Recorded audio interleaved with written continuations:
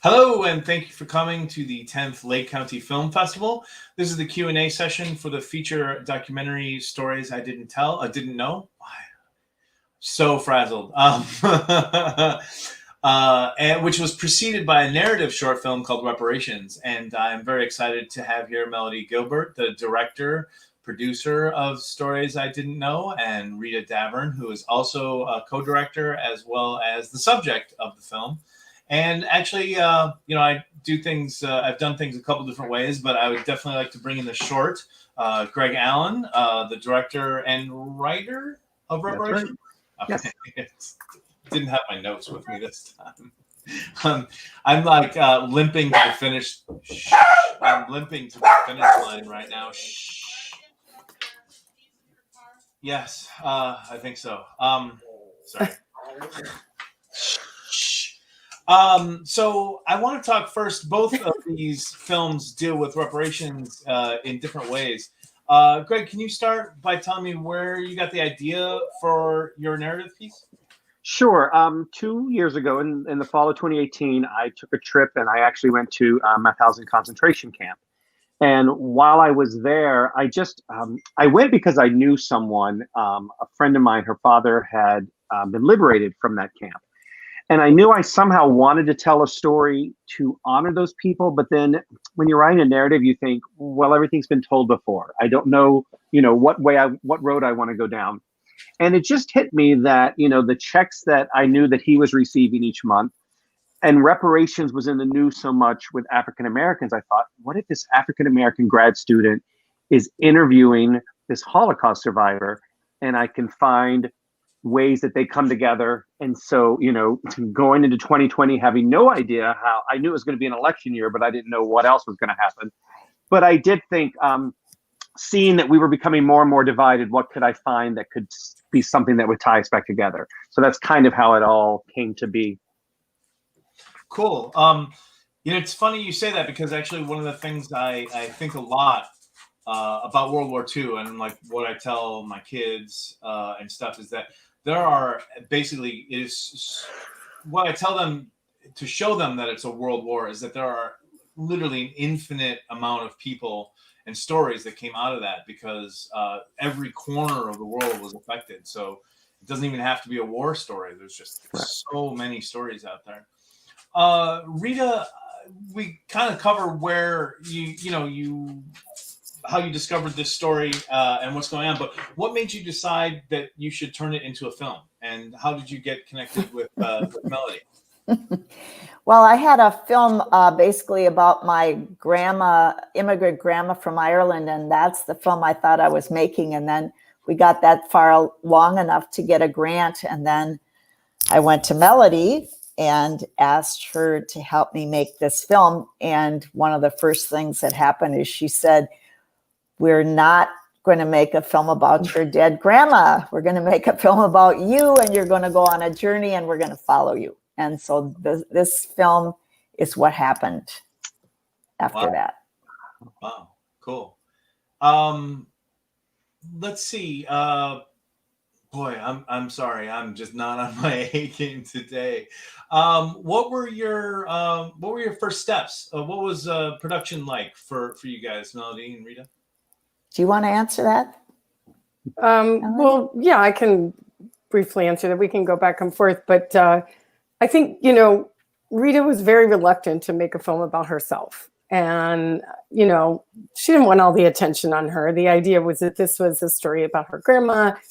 And I think, that's natural, right? Most people, I teach documentary filmmaking, and, most people don't really want to make a film about themselves. Some people do. They come to, like I teach boot camp and I teach at universities, and some people are like, I have this important story to tell.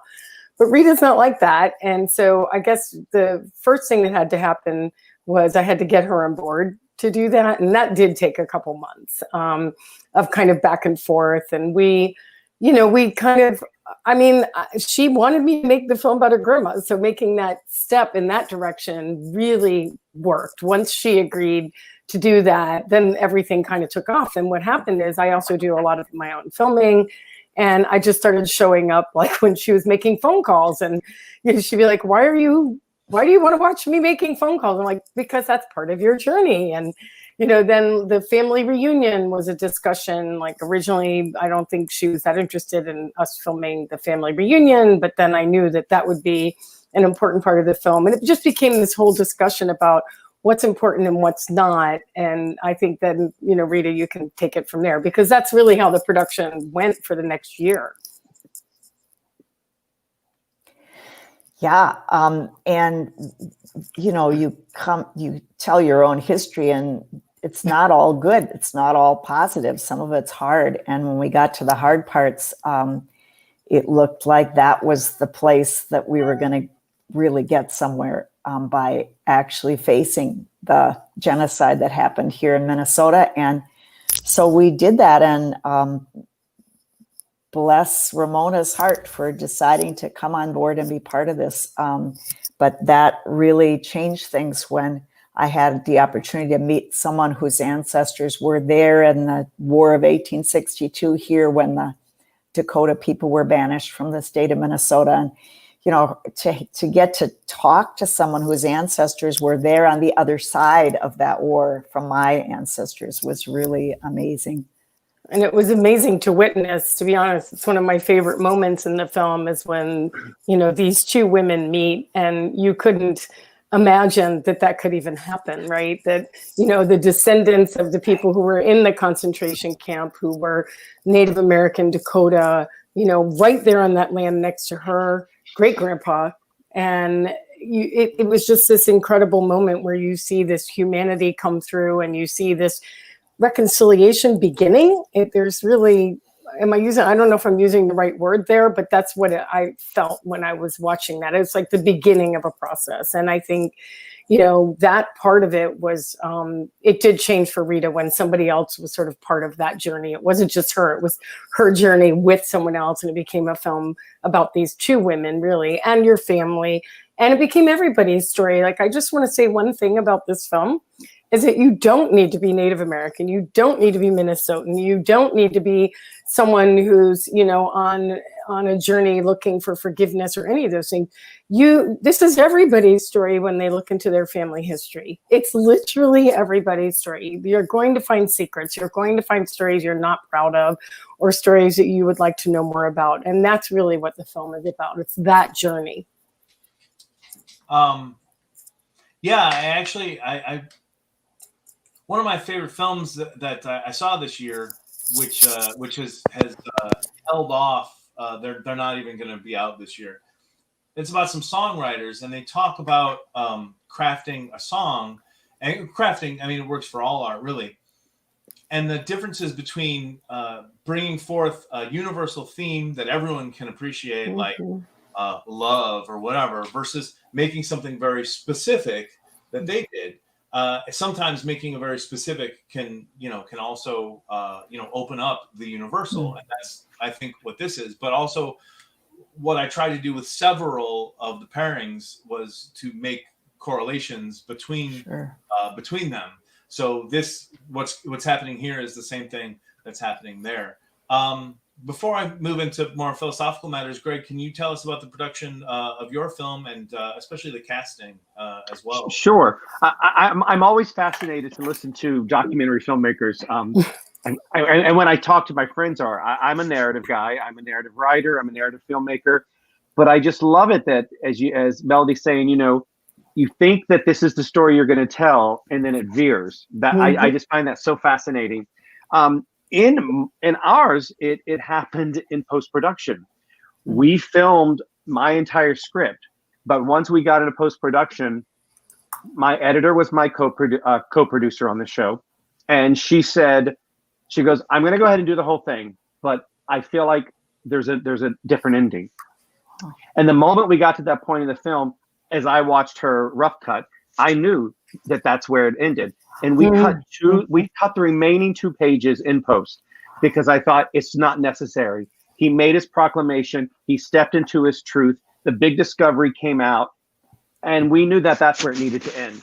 So I found it was fascinating too, just working with Lori. I'd already worked with Jeff Turek, my DP, before on 2 other projects. We had one in your festival last year, Hiding in Daylight, I was a screenwriter and a co-producer on that one, which also played the festival. But she brought along Jasmine Lee Johnson, who did all of our illustrations, because I knew in the short there was no way we were going to be able to do flashbacks. And since my character doodled and was a drawer, we thought this is how we attach to the past. Every time we want to go into his brain and show what his words may be saying one thing, but what we say in our tag is his sketches tell the truth. That's where we could show everything was in the sketches. So once Jasmine came on, I was just blown away. And that she could animate those sequences. I loved it. Finding the two actors, it was as simple as, putting out I live right outside of New York City, putting out a call on the trades for those. And it was done via, what we're doing right now. They sent in their audition tapes online. I chose the final ones that really drew me in, sent them back some scenes that I wanted them to record. And they both of them just got me in my gut. We knew with casting the role of Howard, Ed there was just something magical about him. And I say to him, because we've talked so much since, it's his eyes. And there was something in his eyes that had all of these secrets and things hiding behind it that he just brought to the camera. And with Nefertiti, who played the other character, her joy, this man is just singular and he sits alone. You don't know the whole first minute of the film what's happening. And the moment she walks into his life and he opens the door, she brings all this joy into his life. And you saw it on the actress's face. So I was absolutely thrilled finding both of them. Cool. Melody and Rita, how long did it take to edit everything down? Well, we were editing as we were going along. So, the whole thing was roughly a year. Cool. Was it difficult to figure out the story that was being told? Not when you're working with these two.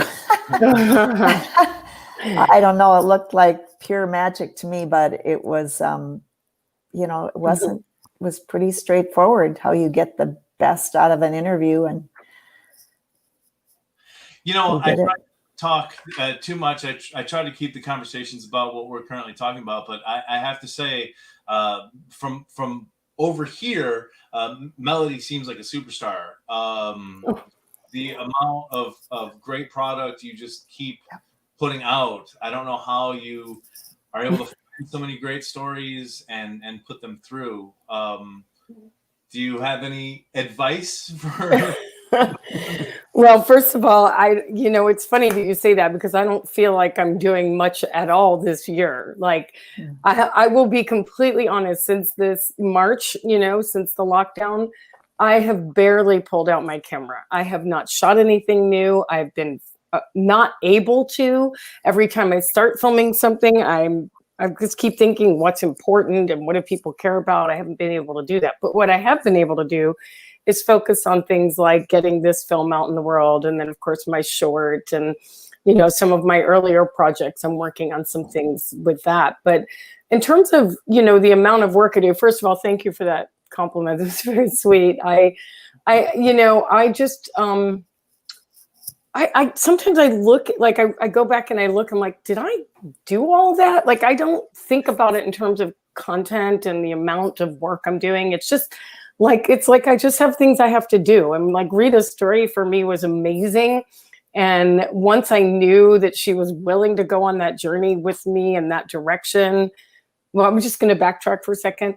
Part of that couple of months when we were talking about the film between the grandma and the one we ended up with is Rita and I would meet, and almost every time we'd meet, she'd start crying. I'm sorry, I'm spilling secrets here, but she was very emotional. And I kept asking her, like, what are you so emotional about? Like, why?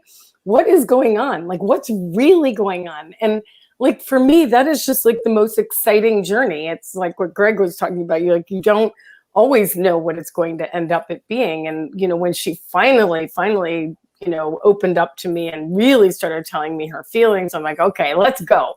And that's what happens with all my films. It's like, it's basically, let's go. I meet somebody or I hear something and it's like, I can't stop. And I don't think about it in terms of output. It's like, how many films have I made this year or last year? It's never that. And a little bit this year, my curiosity in that direction has changed just a little. I just feel like I'm waiting for it to come back.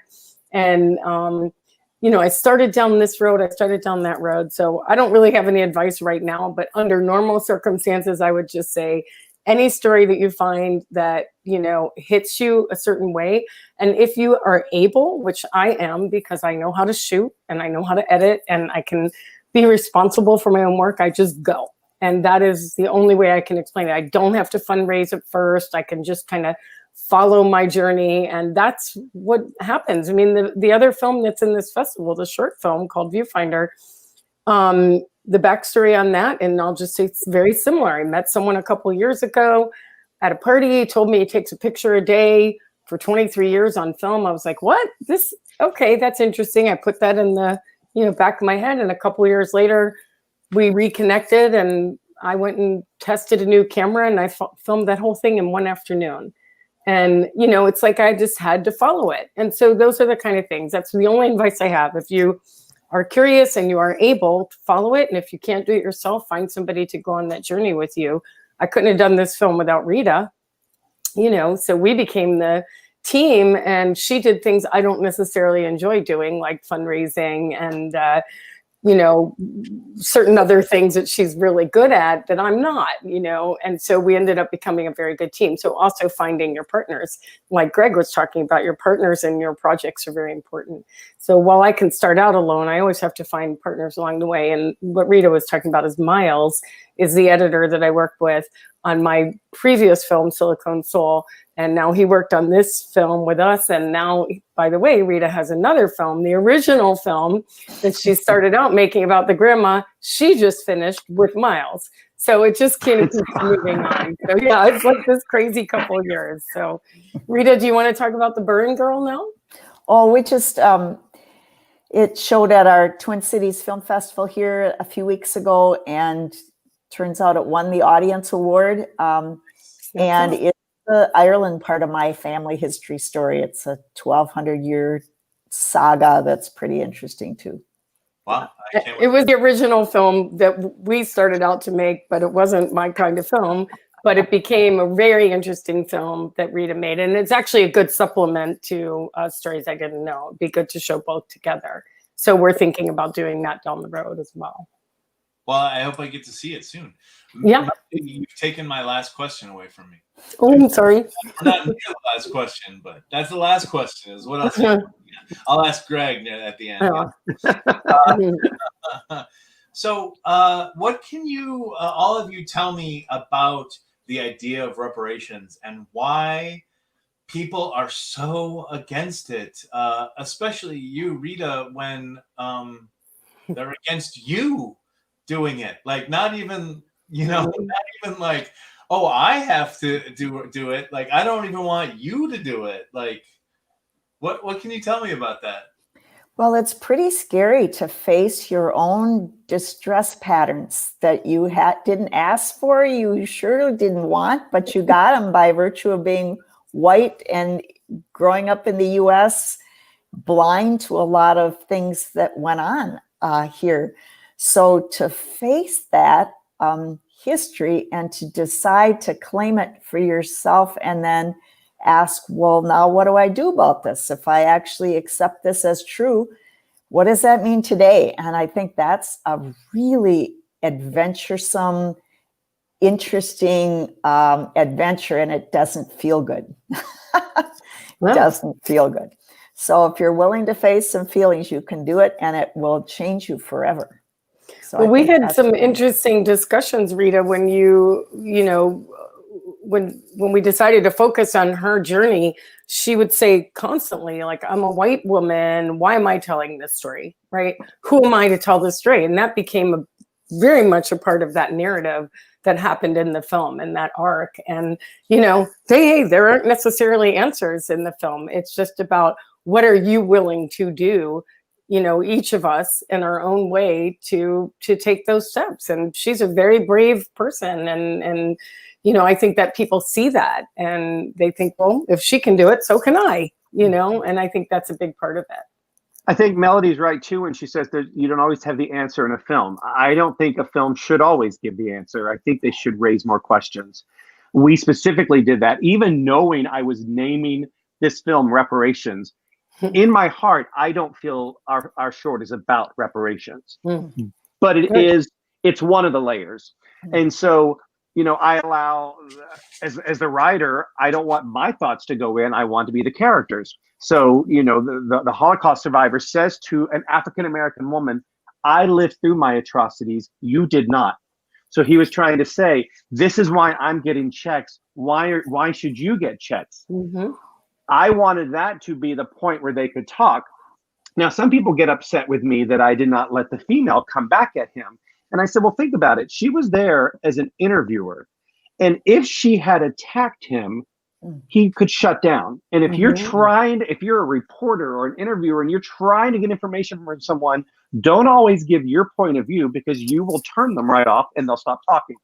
So that's been my answer when some audiences say, she should have jumped right back at him and she should have done this. I'm like, you got to think of the circumstance. If we always give our viewpoint on everything, if you're in a debate, if you're in a confrontation, the other side will shut down. And she was there to get information from him.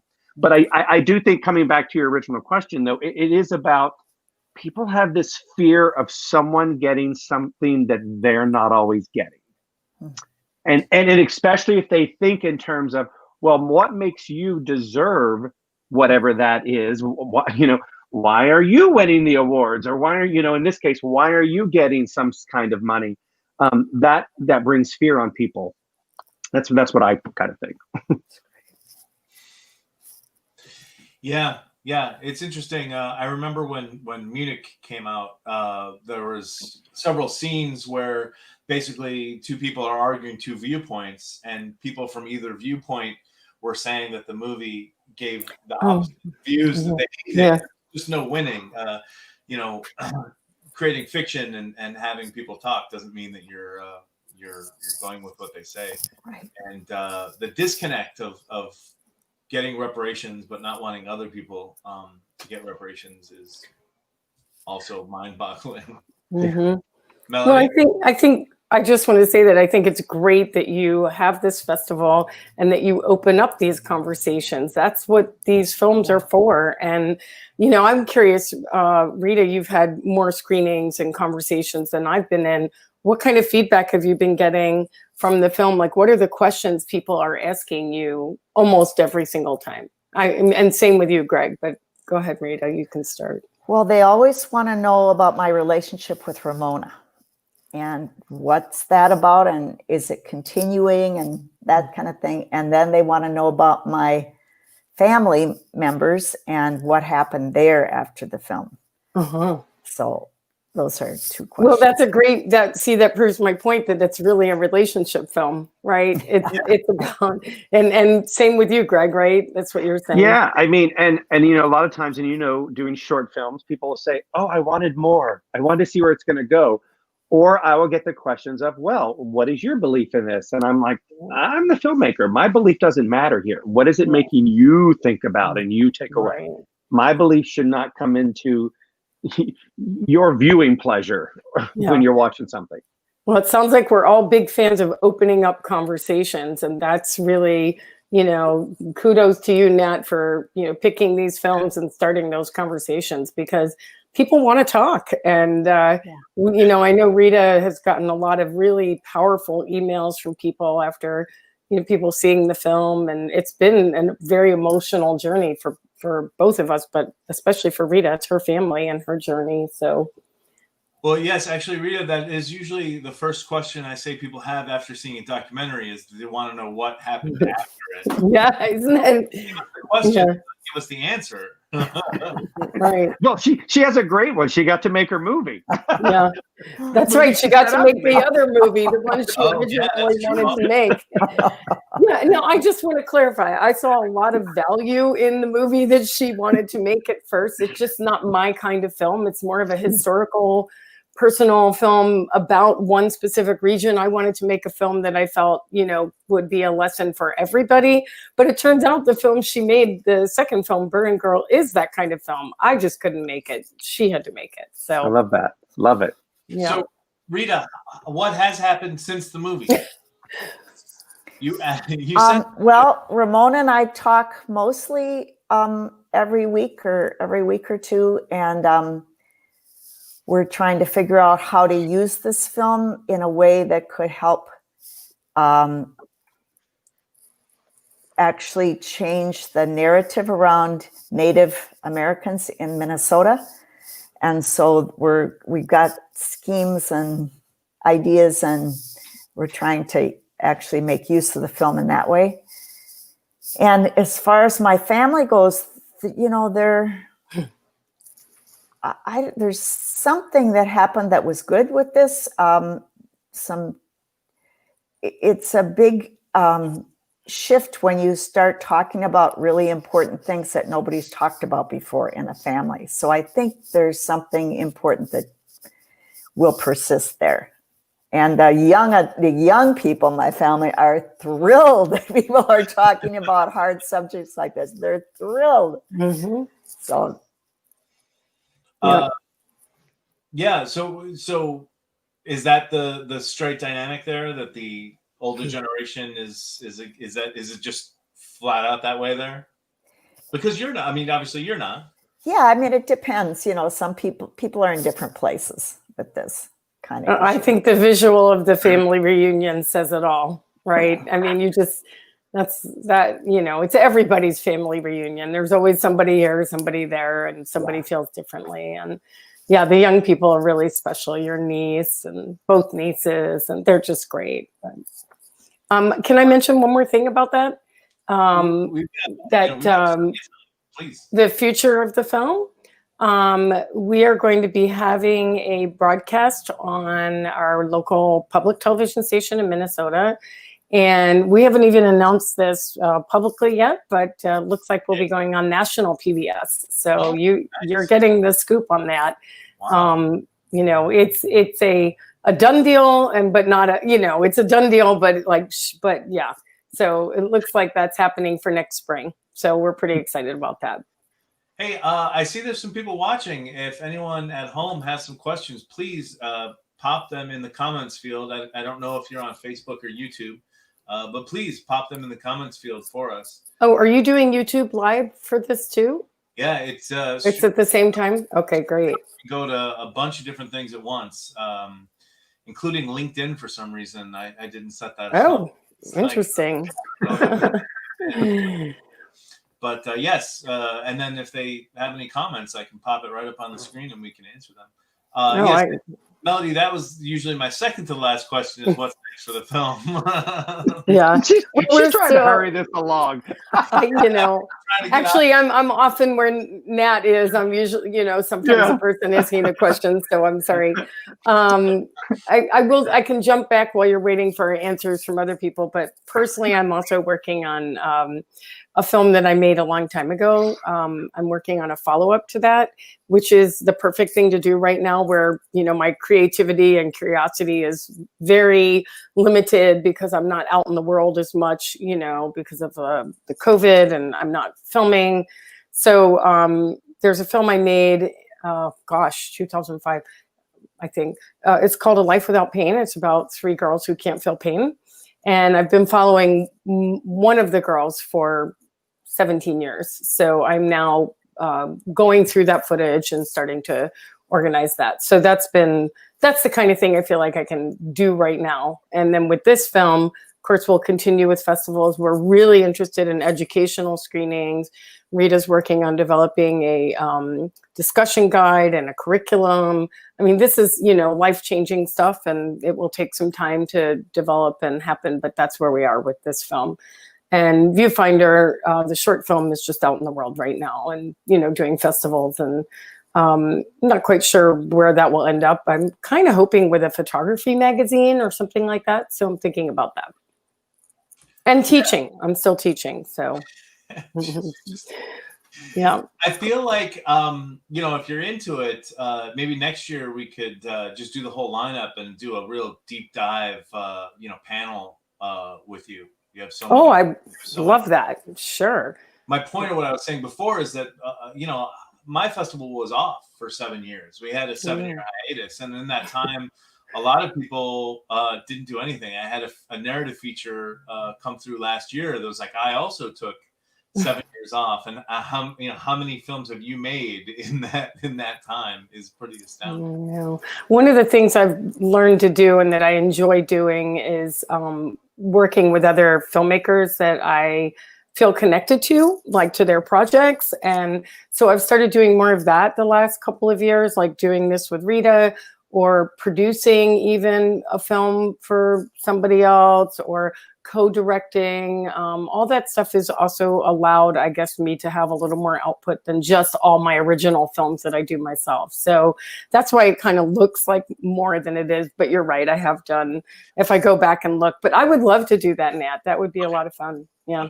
We'll put it in the calendar. Yeah. Could we hear from Greg about what's next with Reparations? Well, we've been playing the virtual festivals this year, and it's funny that my film last year, I knew where I wanted when I wrote that. I knew that I wanted it to eventually be a feature. I didn't feel that way about this one. This was just this little gem that I wanted to create, that I wanted to somehow, like I said, pay homage to a friend of mine.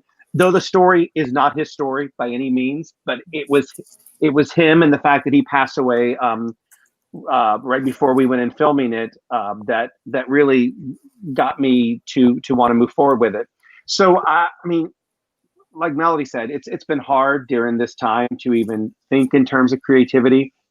I'm a writer. I have some children's books that I've written. I've written a few on autism awareness, and I have another one that I wrote about a theater squirrel. So my day job being that I manage a theater, knowing that we had to shut down, we went this summer and we turned I'm not paying for anything. So let's turn my story into a short film. And we filmed it socially distanced, filmed it all this summer. Okay. And then that's how we kicked off our season in September, was with that short film about this little theater squirrel. It allowed me to still be creative. What's your theater? What's the name of it? I run the Irvington Theater in Westchester County, New York. Oh, I know Irvington very well. We'll talk later. Oh, okay. Yeah. So, Craig, you're saying Hiding in Daylight was a feature? Or Hiding? No, I wrote it into a feature film. Yeah. It never happened. I worked so hard in doing pitches, and I was out in Hollywood where I did one of those huge pitch things where you go to 20 different people, and they all are like, "This was a great short. We love this. It's way too depressing." Hollywood, America doesn't want this right now. We're living through it. And I'm like, that's why I wanted to make that film. We were living through it. But so that never happened. So good. Pretty amazing. Did it mostly, is the short, would that have been kind of most of the end or the beginning? Well, that would have been the end. Like, I really would have shown how we got to that point with those characters. And then there's some things that happen after that also. I had read Hiding in Daylight as a play, so there was a play version of it. There were several different versions, and then the short just really helped us make a calling card for that story. Is it online yet? It's on Amazon Prime. Yes. Awesome. Yeah, people should check that out. It's really good. Thank you. Anything else we should talk about? How's the festival going? You said before, Melody. You said that you were talking about generations, and I just want to say that came up in ours. My first assistant director was a younger African-American female, and we were sitting around on the first day of filming at lunch, and she said one of the things that she's drawn to our story is the fact that this young Black woman has access to this old white guy, and she says that is something I would never have in my life. So the fact that happens in our short was a really big deal. And the weirdest part was I never knew that was a big deal about it. So you don't know when you're making something how it's going to affect someone or what part they're going to really zoom in on. The fact for her, it was a generational thing. And I found that really fascinating. I think that's something Rita and I talked about too. There were a lot of times I'd be on a shoot with her and I'd notice something that was just fairly normal for her. Like that's her family or that's her niece. And But be like, oh, that person over here is connecting and is saying things as an outsider. I could see it more than she could see it, right? So that dynamic really helped. Do you want to talk about that, Rita? I think you said it. It's easier for other people to see, sometimes the outsider to see those things, and that was, it really made it fun, your nieces getting involved in that, and also the older generation, your older brother, and, just seeing things that were normal. I mean, here's just a little tiny story, but, she says it in the film that her brother was not real happy with her for after that family reunion for a while. And when she told me that, I was like, Rita, we have to film this. She's like, no, it's my brother. We can't film this. So, but then to kind of ease her into, well, here's how we can film it. And, I would have loved to have filmed that whole process, but actually in the film, it's one little chunk, but you still get the idea. So it's that kind of drawing, generations and older and younger and seeing where those stories are and not, getting out of your own head sometimes and seeing things as an outsider made it easier for me. So, but, Rita was a great partner on this journey. And we've, I just love the way it came out and how it's touching people in ways we don't expect. Right, Greg? You don't know. You never know who you're going to touch. Young people, old people. It's great. And thank you, Nat, again for doing it. Sure. Yeah. Do you see a big difference so, I mean, obviously we've got your family that often was split in this generational line, pro and con. Do you see that in your audiences as well? The people you talk to? Are you changing cons into pros? When I don't know. I haven't run into a whole lot of cons in the showing of this film, and I don't know if they're hiding out or just won't say it or what. I don't know. I really haven't run into anybody who doesn't. I think it's the personal story that anybody can relate to, regardless of what their which side of things they might line up on, but they can see somebody facing something hard. Yep. And that's inspiring, I think. I think that's inspiring. Cool. Yes. Yeah. Definitely. Well, thanks everyone for joining me. Thanks for sharing your stories and the films with our audience. That's all I got. Thank you, Nat. Thank you. Thank you. We'll see you in a few hours with the next Q&A. You're a busy guy. Thanks.